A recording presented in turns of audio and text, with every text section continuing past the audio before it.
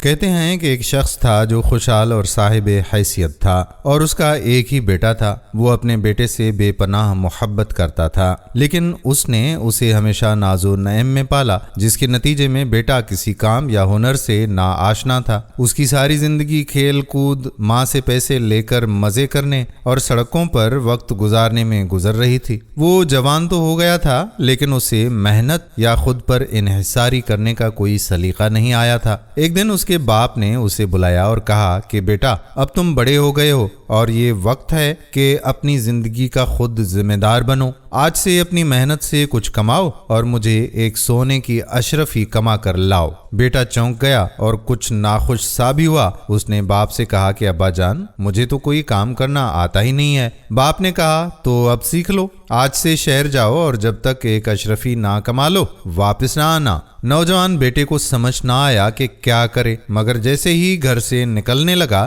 تو اس کی ماں نے اسے روک لیا۔ ماں نے مٹھی میں ایک سونے کی اشرفی دبائی اور کہا کہ بیٹے، یہ اشرفی لے کر رات کو گھر آ جانا اور باپ کو کہہ دینا کہ یہ تم نے شہر میں کما کر لائی ہے۔ نوجوان نے خوش ہو کر اشرفی لے لی اور شام کو گھر واپس آ کر وہ اشرفی اپنے باپ کو دیتے ہوئے بولا، ابا جان یہ لیجئے، میں نے شہر جا کر دن بھر محنت کی اور بڑی مشکل سے یہ اشرفی کمائی۔ باپ نے اشرفی کو دیکھتے ہوئے کہا کہ بیٹے، یہ وہ اشرفی نہیں ہے جس کا میں نے کہا تھا، کل پھر شہر جانا اور ایک اشرفی کما کر لانا۔ یہ کہہ کر باپ نے وہ اشرفی آگ میں پھینک دی، لیکن نوجوان نے خاموشی سے دیکھا اور کوئی رد عمل نہیں دیا۔ اگلے دن جب وہ پھر سے شہر جانے لگا تو ماں نے اسے دوبارہ ایک اور اشرفی دی اور کہا کہ بیٹا، اس بار 2-3 دن شہر میں رکے رہنا اور پھر واپس آنا۔ نوجوان نے ماں کے کہنے پر عمل کیا اور چند دن بعد گھر آ کر اپنے باپ کو اشرفی پیش کی۔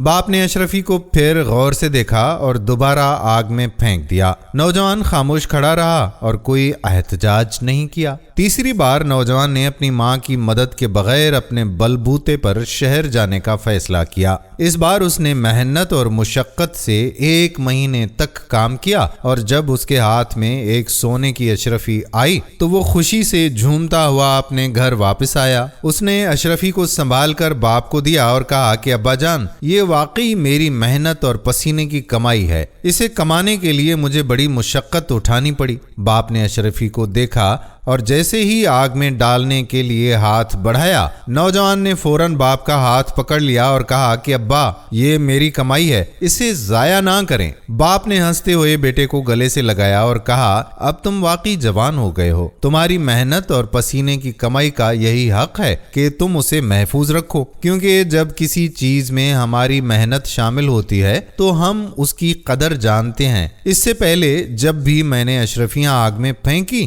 تو تمہیں کوئی فرق نہیں پڑا تھا، مگر اس بار تم نے محنت کی تھی، اس لیے تمہارے لیے یہ قیمتی ہے۔ دوستو، بغیر محنت سے حاصل ہونے والا مال انسان کو زیادہ خوشی اور سکون نہیں دیتا، مگر جب ہم خود محنت کر کے کچھ کماتے ہیں تو اس کی اہمیت اور قدر کو پہچانتے ہیں۔ بغیر محنت کے آیا ہوا مال آسانی سے خرچ ہو جاتا ہے، جبکہ محنت سے کمایا ہوا مال زندگی بھر کا اثاثہ بن جاتا ہے۔ محنت اور کوشش سے کمایا ہوا رزق ہمیشہ انسان کو حقیقی خوشی اور اطمینان بخشتا ہے، اور یہ ہمیں زندگی میں مضبوط اور خود مختار بناتا ہے۔ امید کرتے ہیں کہ ہماری آج کی یہ ویڈیو آپ کو پسند ضرور آئی ہوگی اور اپنے دوست و احباب کے ساتھ اسے شیئر بھی ضرور کریں گے۔ آنے والی ویڈیو تک اپنے میزبان قادر بخش کلہوڑوں کو اجازت دیجیے۔ اللہ حافظ۔